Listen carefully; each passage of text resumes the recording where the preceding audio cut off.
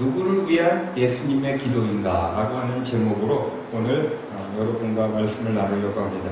이 십자가를 지시기 전에 예수님의 이 마지막 중보 기도가 오늘 요한복음 본문에서 나옵니다. 마지막 중보 기도예요. 여러분들 인생을 살다 보면은 여러분도 누구랑 예를 대학교를 졸업할 때나 어떠한 인생의 스테이지에서 그 마지막 순간에 여러분들의 마음에 가지고 있는 것들은 다 진심이에요. 그렇죠? 사람들이 돌아가실 때도 정말 그 유언의 말씀을 우리가 깊이 간직하는 이유는 진짜 그분의 인생에서 나오는 굉장히 중요한 말씀이기 때문에 우리가 그거를 중요시 생각하고 우리의 정말 인생에서 그 말씀을 가지고 살려고 노력을 합니다. 이 예수님도 이 십자가의 길을 가시기 전에 오늘 마지막으로 그 제자들에게 주시는 그 기도, 그 중보 기도가 오늘의 본문의 말씀입니다. 근데 그 기도가 누구를 위한 기도였는가? 저는 늘 거기에 대해 질문을 해봅니다. 우리가 진행하고 있는 전도 프로젝트 2014를 중심으로 오늘 설교를 준비하면서 이 질문에 답을 어렴풋이 알게 됩니다. 예수님의 그 중보 기도는 누구를 위한 것이었을까?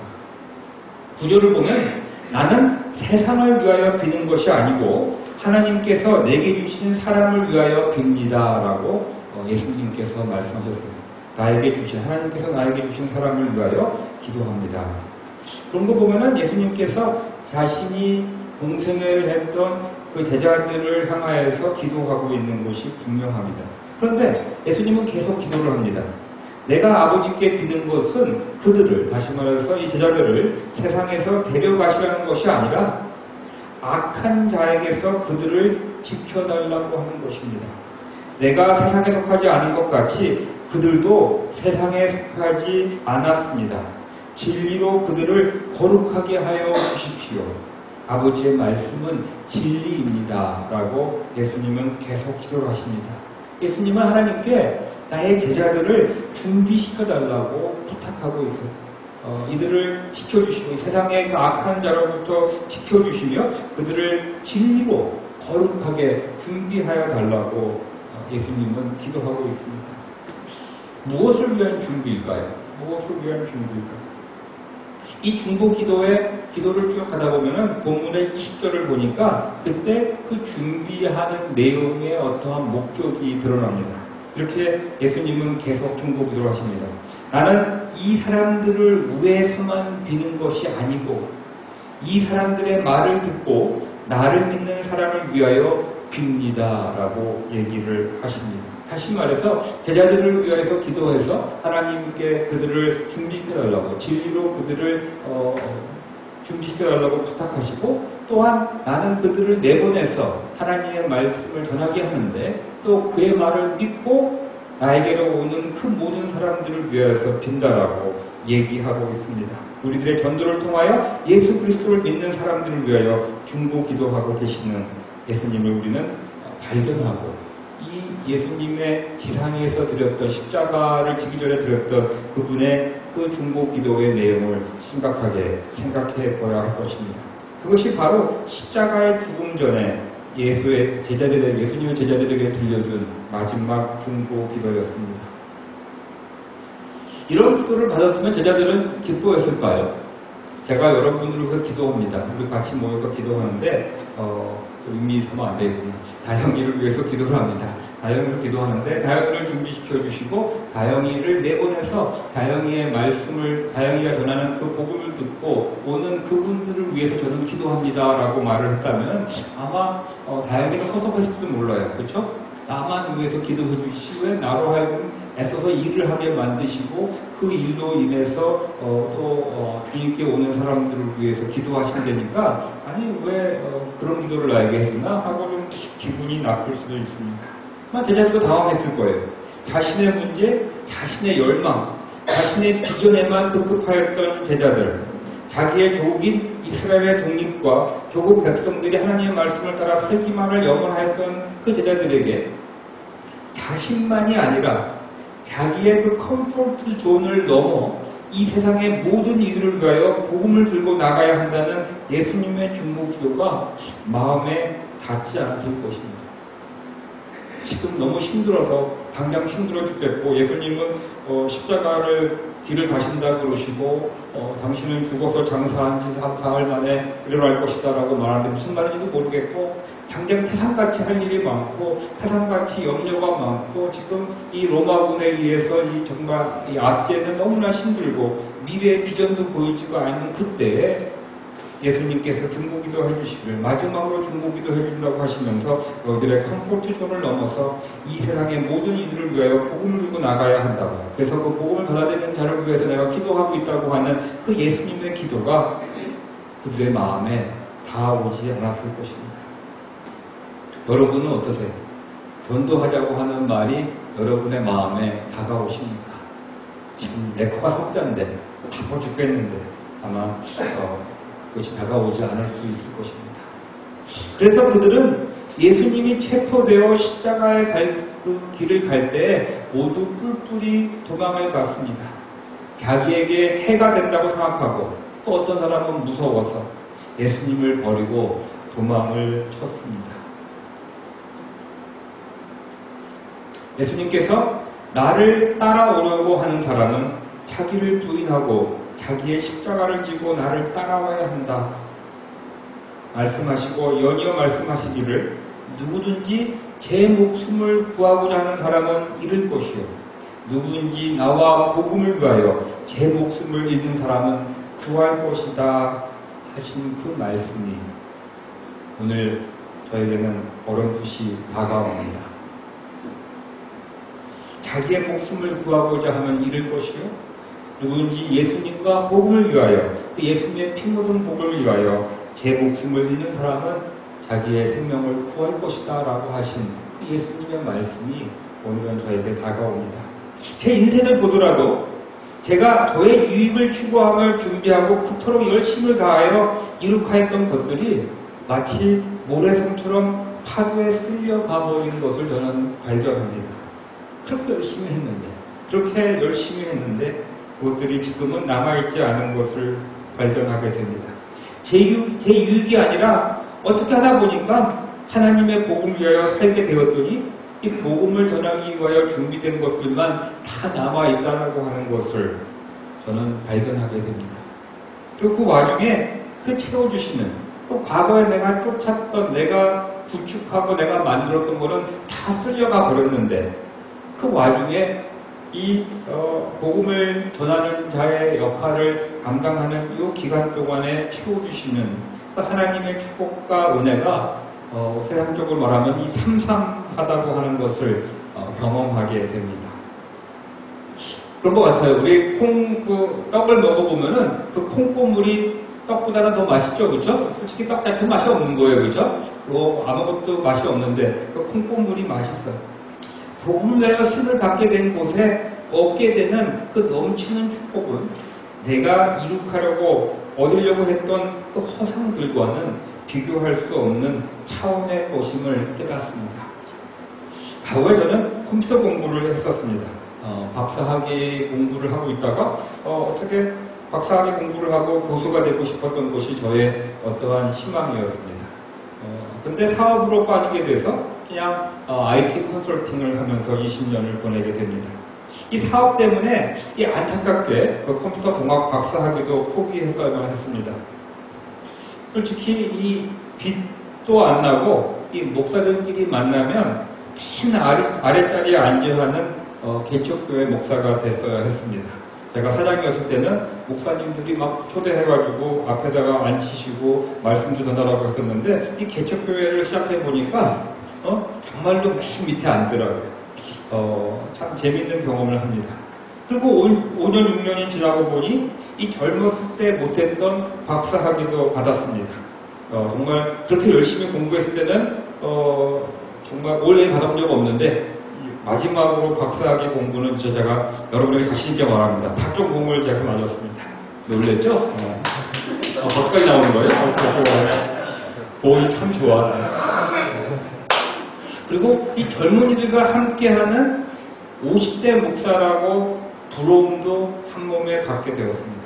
요새 50대 넘은 목사들이 젊은 사람이랑 같이 있는 것이 불가능해요, 솔직히. 근데 여러분과 제가 같이 있을 수 있는 그러한 목회자라고 사람들에게 부러움을 받고 있습니다.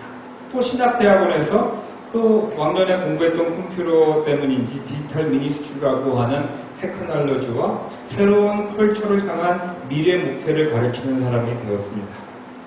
제가 원했던 것들을, 제가 과거에 원했던 모든 것들을 십자가에 올려놓고 복음을 들고 밀려서 나간 것밖에 없는데 불과 10여 년밖에 지나지 않았는데 하나님이 제가 원했던 것 이상으로 모든 것을 허락하신 것을 돌이켜 저는 확인해 봅니다. 여러분 그 목사님들 가르쳐 보면은 재밌어요. 그 테크놀로지를 목사님들이 알면 얼마큼 알겠어요. 그렇죠? 그래서 제가 박사 과정에 있는 교육을 가르쳐도 수업 준비도 별로 안 해도 돼요. 아주 술술 하고 가도 전혀 문제가 되지 않아요. 모든 것이 참 신통합니다.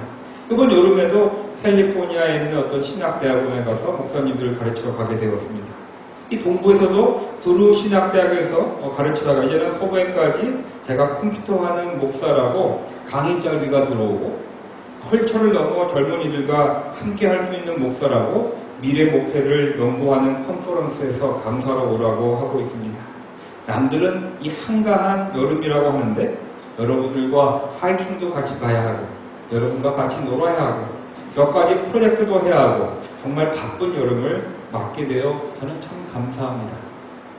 아마 요새 맨하탄에서 자전거 타고 하루에 1시간씩 돌아다니는 헤매고 있는 목사도 아마 없을 거예요. 그렇죠? 매일같이 그런 건강을 주셔서 아침에 우리 새벽기도 끝나면 자전거 타고 또 밖으로 헤맵니다. 그러한 것을 허락하여 주신 하나님 참으로 신기해요. 제가 원하는 욕심과 제가 그렸던 그림을 뒤로 하고 복음을 전하는 길에 촉발을 내는 것밖에 없는데 예수님의 피 묻은 복음을 전하는 자가 되는 은총을 입었을 뿐만 아니라 그 밖에도 내가 원했던 모든 것들도 더 아름답게 창조하시며 허락하시는 하나님을 저는 만나게 됩니다.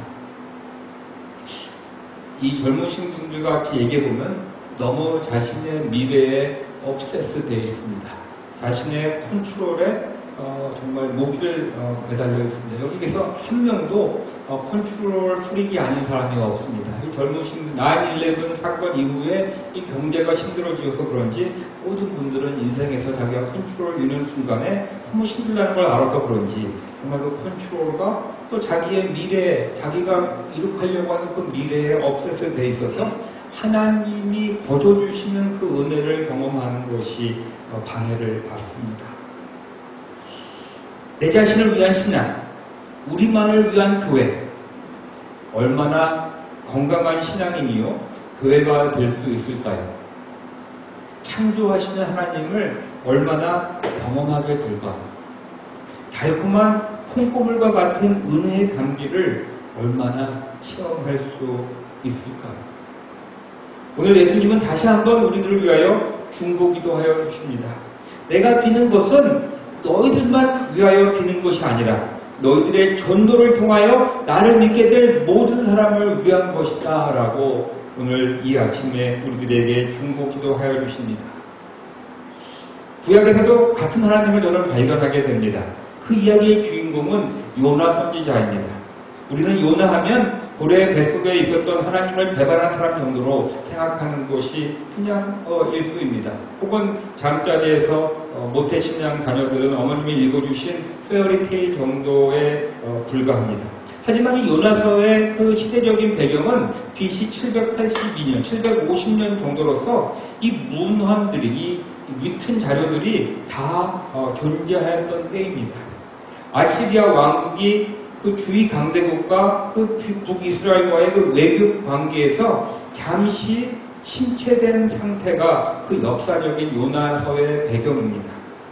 그때 북이스라엘이 반짝할 때 요나 선지자는 예언 활동을 합니다. 다시 말해서 북이스라엘이 아시리아에게 721 BC에 멸망하기 전 30년 동안의 그 북이스라엘이 반짝한 강대국이 되는 그 순간에 요나는 선지자 역할을 합니다. 그때 선지자 활동을 할 때 여로보암 2세가 그 북이스라엘의 왕으로 군림하였다고 성경은 우리에게 말하고 있습니다. 열왕기하 14장을 보면 이렇게 써 있습니다. 여로보암 2세가 이스라엘의 국경을 하맛 어귀로부터 아라바 바다까지 회복하였다. 이것은 주 이스라엘의 하나님께서 그의 종인 가드 헤벨 사람 아미떼의 아들 요나 예언자에게 말씀하신 그대로였다라고 말씀하고 있습니다. 다시 말해서 이 요나 선지자는 이 북이스라엘의 회복을 예언하였던 그러한 선지자고 그 일이 여로보암 2세 때 이루어졌습니다.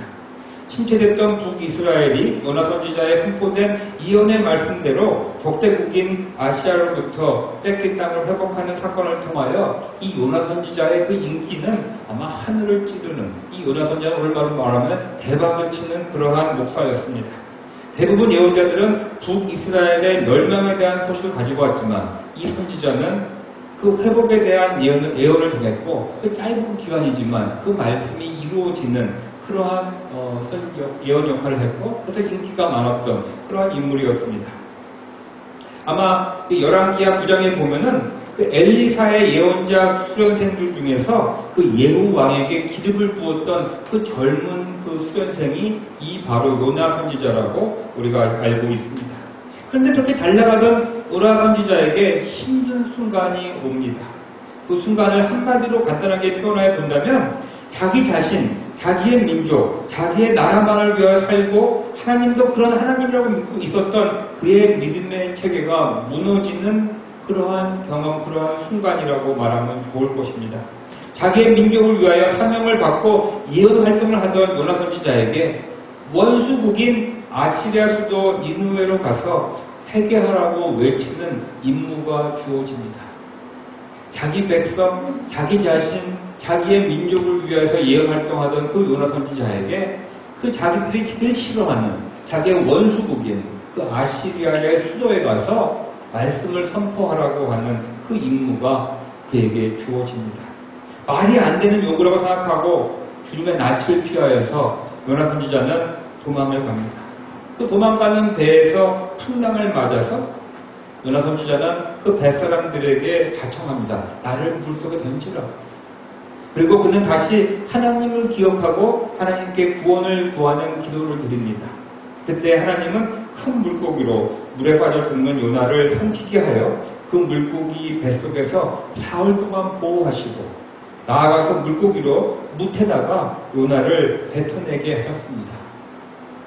목숨을 구사일생으로 구하게 된 요나는 찍소리도 못하고 그 원수의 나라인 니느웨 성으로 가서 이방 사람들이요 민족의 원수들을 위하여 회개하라고 예언을 하게 됩니다.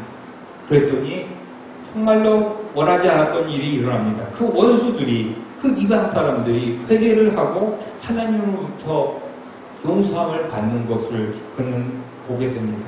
이스라엘의 원수인 니느웨를 용서해 주신 그 하나님이 못마땅하여 화를 내고 있는 요나 선지자를 우리는 보게 됩니다.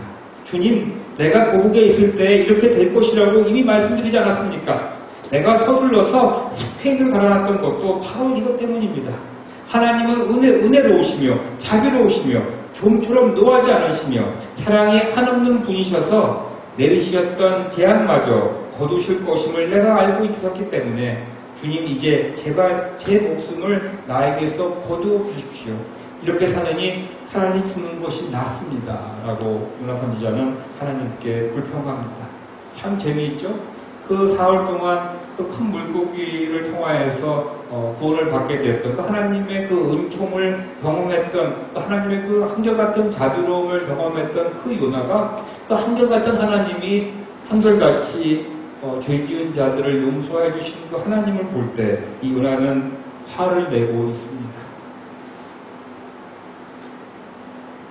우리의 모습 속에 요나처럼 대놓고 화를 내는 모습은 없을 수 있지만 혹시 나만을 위한 신앙의 모습이, 나만을 위한 그 믿음의 모습이 확연하지 않습니까?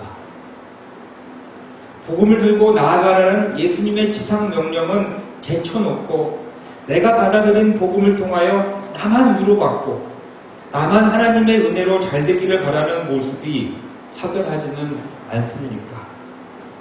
언제 내 자신의 욕심과 욕망 중에서도 자신을 부인하며 자신의 십자가를 지고 복음을 들고 나아가셨습니까? 저는 다시 선포합니다. 예수님의 중보 기도는 우리들만을 위한 기도가 아닙니다. 우리들이 전하는 복음을 듣고 그 믿는 모든 믿는 자들을 위하여 주시는 중보 기도였습니다. 하나님의 은혜는 우리들만을 위한 은혜가 아닙니다. 당신이 정말 창조해 주신 모든 피조물들에게 정말 누구에게든지 무차별 주시는 그 은혜의 하나님. 그래서 예수님의 십자가의 사건을 통하여 허락하신 영생은 모든 것이 모든 자의 것이 될 것이 분명하다고 오늘도 우리에게 말씀하십니다. 그러시면서 우리에게 말씀하십니다. 누구든지 제 목숨을 구하고자 하는 사람은 잃을 것이요 누구든지 나와 복음을 위하여 제 목숨을 잃는 사람은 구할 것이다 라고 오늘도 우리에게 말씀하십니다. 마치 제 목숨을 잃는 것처럼 희생하는 모습이지만 우리의 인생을 아름답게 창조해 주시는 하나님을 우리는 경험해야 합니다.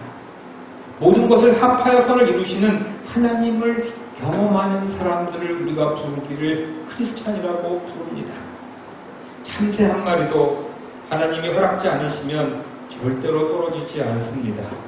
우리가 새보다 귀하다라고 말씀하십니다. 백합꽃이 수고도 않고 길쌈도 아니하지만 자기의 온갖 영화로 차려입은 솔로몬보다 이 꽃 하나만큼 아름답지 못하다고, 영화스럽지 못하다고 말씀하십니다.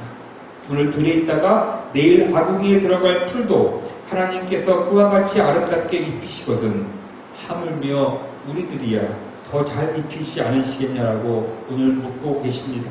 그러므로 너희는 하나님의 나라와 하나님의 의를 먼저 구하라.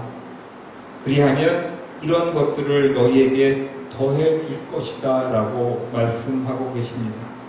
우리 안에 요나 같은 나만을 위하는 내 믿음의 그 중심이 되는 나 자신만을 중심으로 하는 내 믿음의 체계만을 고집하는 모습이 있습니까? 예수님의 중보기도는 우리만을 위한 것이 아니요 우리가 전하는 복음을 들고 예수님께로 나아오는 모든 사람들을 위한 것임을 기억해야 할 것입니다.